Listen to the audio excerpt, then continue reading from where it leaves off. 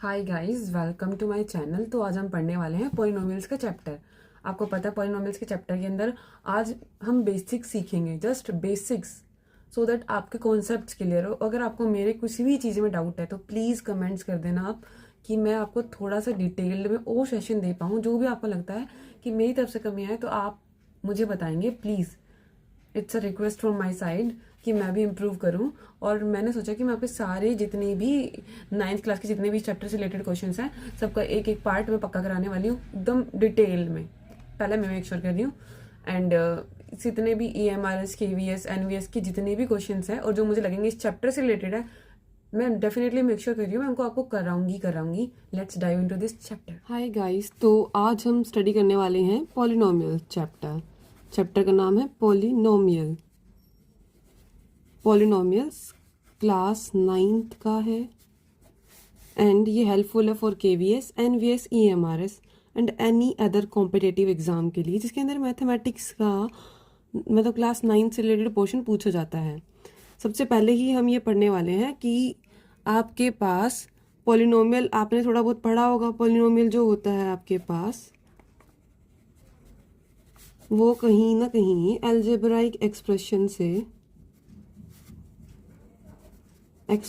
से रिलेटेड होता है। ओके, इस चैप्टर के अंदर जो हम बेसिकली अच्छे टर्म्स पढ़ने वाले हैं, फर्स्ट इज कि what is constant, what is variable.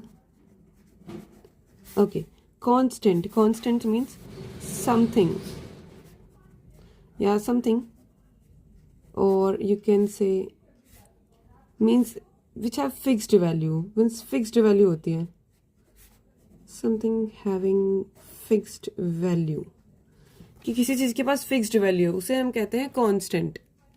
Okay, और जिसके पास फिक्स्ड वैल्यू नहीं होती, नॉट फिक्स्ड वैल्यू, उसे हम कहते हैं यहाँ पर variable.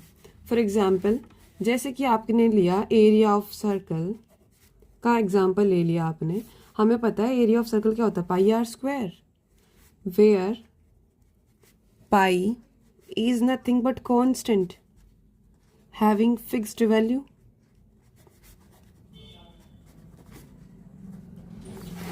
And R radius means जो रेडियस है आपके पास वो चेंज हो जाती है। रेडियस चेंजेस, डिपेंड करता है सिचुएशन क्या है, क्वेश्चन क्या है। तो इन शॉर्ट मैं आपको बताना चाहती हूँ, आप कांस्टेंट से, अगर आपको फटाफट से समझना है कांस्टेंट होता क्या है, तो आप लोग थोड़ा बहुत अपने दिमाग से आइडिया लगा सकते हो। कांस्टेंट जो होता है मतलब इन शॉर्ट ये एक न्यूमेरिकल वैल्यू होती है। न्यूमेरिकल वैल्यू कह सकते हो आप, यहाँ पर लिख लो कहीं पर अपने दिमाग में फीड करने के लिए कि नथिंग बट एक न्यूमेरिकल वैल्यू। ओके, मीन्स की मैथमेटिकल कोई भी वैल्यू होती है। और वेरिएबल जो होता है आपके पास, ये जो वेरिएबल आप कह सकते हो कोई भी एक अल्फाबेट ले लो कोई भी। ओके, कोई भी अल्फाबेट ले लो, वो वेरिएबल होता है। इन शॉर्ट हम ले लेते हैं, मीन्स जो चेंज करे अपनी value with respect to different questions और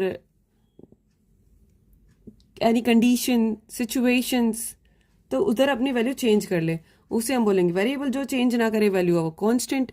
नेक्स्ट हम पढ़ने वाले आपके पास अलजेब्राइक एक्सप्रेशंस। तो आपके पास अलजेब्राइक एक्सप्रेशन होते क्या हैं? Algebraic expressions, algebraic expressions, algebraic expression का मीनिंग होता है कि जो आपके पास कॉम्बिनेशन हो। कॉम्बिनेशन किस किस का combination? Combination of constant plus variable plus आपके मैथमेटिकल जो ऑपरेशंस है, जो बेसिक ऑपरेशंस है। यू नो मैथमेटिक्स में कितने बेसिक ऑपरेशंस होते हैं? 4 होते हैं। कौन कौन से? Plus, minus, multiply and division and basic mathematical operations. Okay, इसका एग्जांपल देख लो आप यहाँ पर। इसका बेसिक एग्जांपल होता है, लेट्स, मैंने ले लिया आंसर x² + 5x + 6 ले लिया मैंने यहाँ पर एग्जांपल के तौर पे। ठीक है, अब यहाँ पर देखो, what is this? This is variable, again a variable. Okay, ये प्लस का सिंबल क्या है यहाँ पर? Operation. Okay, what is this 5? 5 is nothing but constant. तो आई होप आपको ये समझ में आया होगा इतना कि जितना मैंने आपको यहाँ बताया है अभी। तो हम रिकॉल करें तो रिकॉलिंग में सबसे पहले हमने पढ़ा था यहाँ पर कि what is constant, what is variable and what is algebraic expression. Constant वो जो अपनी वैल्यू चेंज नहीं करता, and you can say any numerical value is called constant. Variable which doesn't have any fixed value and changes its value according to different conditions, situations and different questions. Okay. Algebraic expression जो कि combination होता है आपके पास constant का, variable का और mathematical operations का, उसे हम कहते हैं algebraic expressions. आई होप इतना आपको क्लियर हुआ होगा। नाउ इस चैप्टर का जो नाम है विच इज पॉलिनोमियल, अब हम उसके बारे में पढ़ने जा रहे हैं। Now we will study what is polynomial.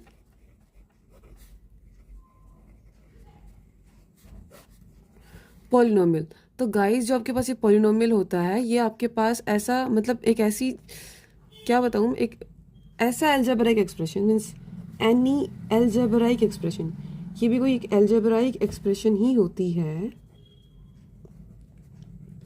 Okay, लेकिन इसके अंदर एक कंडीशन होती है, वो ये होती है कि इसके पास जितनी भी जो पावर्स होंगी, जो भी पावर्स होंगी वो सारी की सारी कैसी होनी चाहिए, non integral, means non negative integral powers होनी चाहिए। आई होप इतना समझ में आया होगा। Let me give you an example. Non negative integral power से क्या कहना चाहता है, देखो इसने पावर बोली non negative integral power. Non negative integral power का मीनिंग और आप कह सकते हो, इसके दूसरा नाम कह दो आप यहाँ पर, होल नंबर्स। इन शॉर्ट आपके पास पावर में होल नंबर होने चाहिए। अब मैं आपको एक एग्जाम्पल देती हूँ, यहाँ पर लो। एग्जाम्पल के अंदर आपके पास जैसे कि आपने ले लिया 3x की पावर 5 प्लस 6x प्लस 3 ले लिया।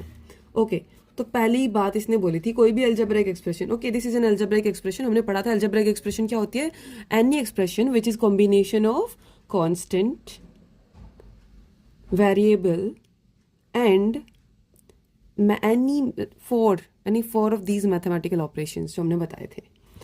ओके, तो हमने पढ़ रहे थे यहाँ पर अलजेब्राइक एक्सप्रेशंस की पावर।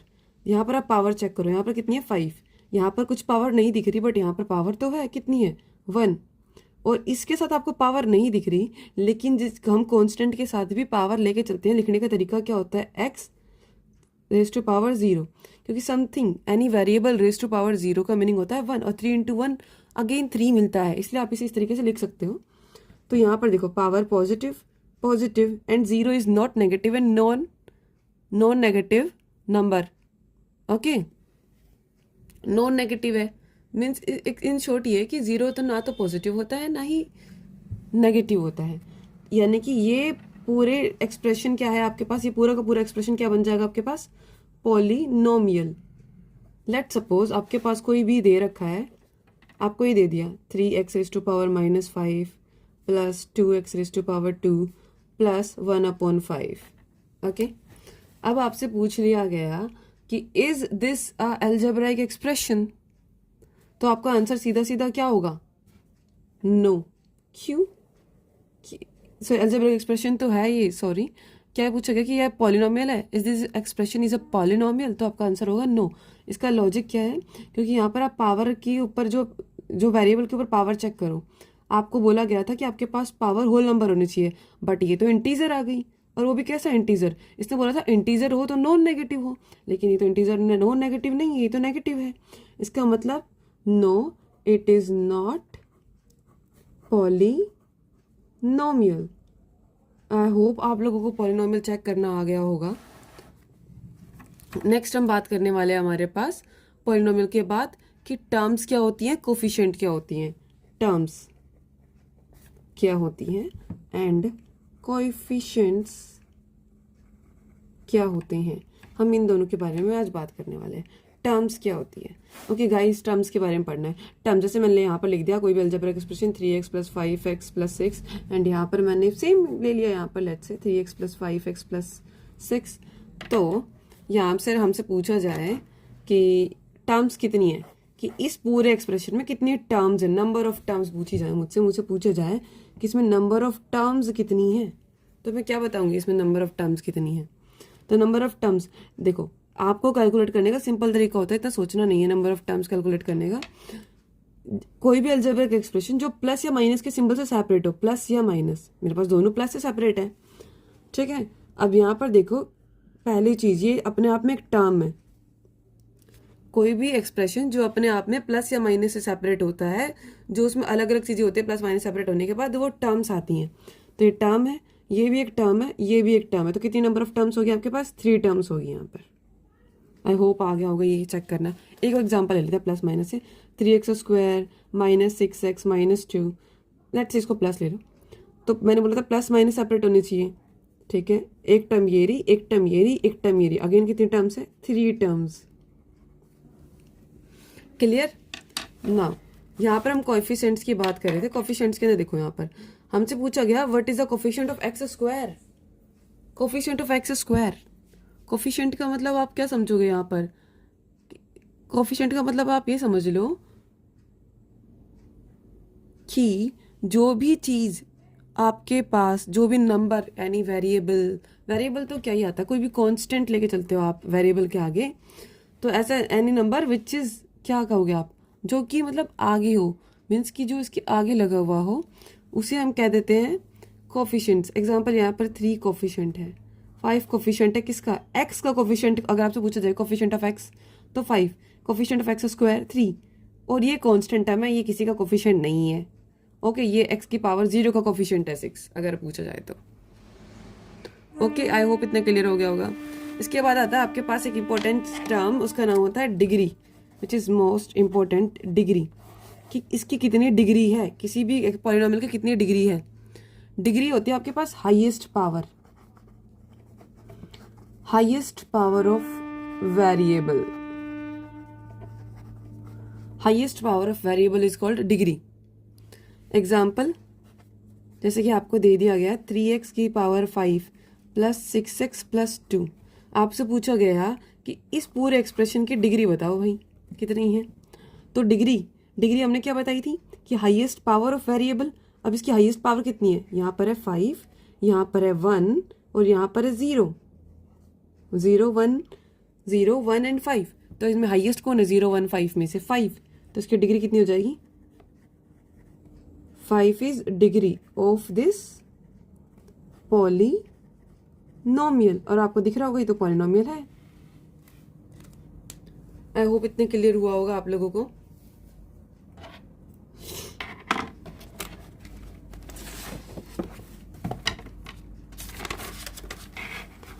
नेक्स्ट हम करते हैं, अगर हमारे पास किसी भी एक्सप्रेशन के अंदर मोर देन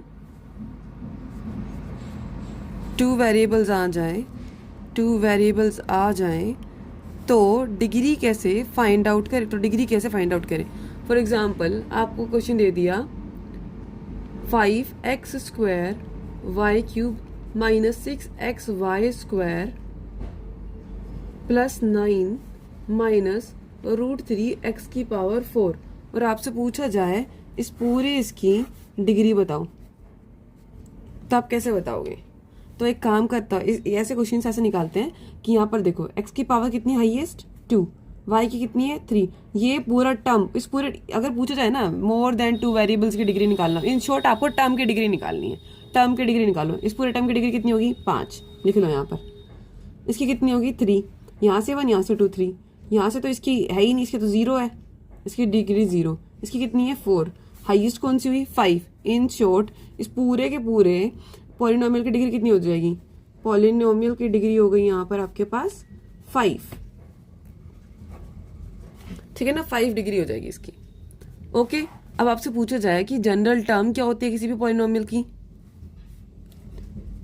कि भाई जनरल टर्म बता दो आप हमें, किसी भी पॉलिनोमियल की जनरल टर्म क्या होती है। किसी भी पॉलिनोमियल की जनरल टर्म होती है आपके पास an x⁻n। अब सब में से एक कम करते जाओ, an-1, पावर में से भी एक कम होगा, अगर यहाँ एक कम तो यहाँ भी एक कम, an-2 xn-2 अप टू कहाँ तक, जब तक ये चीज 0 में रिड्यूस ना हो जाए दोनों, an-n x N minus N. अब देखो A N minus N X N minus N को आप इन शॉर्ट कैसे लिख सकते हो आप यहाँ पर, अगर मैं इसे ऐसे लिख के दिखा दूँ ए जीरो एक्स जीरो, ए जीरो रहेगा, एक्स जीरो को आप क्या लिख सकते हो 1, तो इन शॉर्ट मैंने इसको 1 से मल्टीप्लाई किया तो ये वही वापस आएगा। इन शॉर्ट ए नोट लिखा जा सकता है, यहाँ पर ए जीरो लिखा जाएगा। अब आपके पास एक इम्पोर्टेंट चीज़ आती है, वो होता है आपके पास types of polynomial. Types of polynomial क्या होते हैं? Types of polynomial, types of polynomial में आता है आपके पास कि जीरो पॉलिनोमियल क्या होता है? जीरो पॉलिनोमियल, जीरो पॉलिनोमियल वो होते हैं जिसके अंदर ओनली एक ऐसा polynomial which having only which consist of zero only. एक polynomial which consist of zero only. Example देखो आप, जैसे कि मैंने लिख दिया यहाँ पर क्या बताऊँ मैं आपको, लेट्स से मैं जीरो ओनली मतलब जिसके पास ओनली जीरो ही हो। In short zero he zero polynomial होता है, इसके पास ही जीरो होता है। अब आपसे पूछ ले कोई भाई इसकी डिग्री बताओ जीरो पॉलिनोमियल की, तो डिग्री क्या होती है जीरो पॉलिनोमियल की? Not defined. इसका लॉजिक बताती हूँ आपको, किसी ने नहीं बताया है कि नहीं बताया, but I will tell you. मैंने जब पढ़ा था ना मुझे बड़ा इंटरेस्टिंग लगा था। Let me tell you. देखो अगर मैंने जीरो ले लिया, लेट्स से मैंने इसके पास पीछे पावर लिख ली जीरो, ले लेते हैं ऐसे, इसकी पावर लिख दी मैंने 4, इसकी मैंने लिख दी 6, यहाँ पर मैंने लिख दी एक्स की रेज़ टू पावर 1000। ठीक है, अभी देखो ये जीरो पॉलिनोमियल है, जीरो के पीछे मैं चाहे कुछ भी लिख दूँ और किसी भी चीज़ से मल्टीप्लाई कर दूँ, अल्टीमेटली आंसर क्या आएगा? जीरो। ये तो मैंने अपने मन से मानने हुए हैं, एग्जाम्पल माना हुआ है। यहाँ पर मुझसे पूछे कि भाई यहाँ पर बताओ मुझे हाईएस्ट पावर बताओ, मुझे ना जीरो का आंसर बताओ, डिग्री बताओ मुझे इसकी। भाई जीरो इंटू समथिंग क्या बना? दोबारा जीरो मिल गया, यहाँ से भी जीरो मिल गया, यहाँ से भी जीरो मिल गया, यहाँ से भी जीरो मिल गया।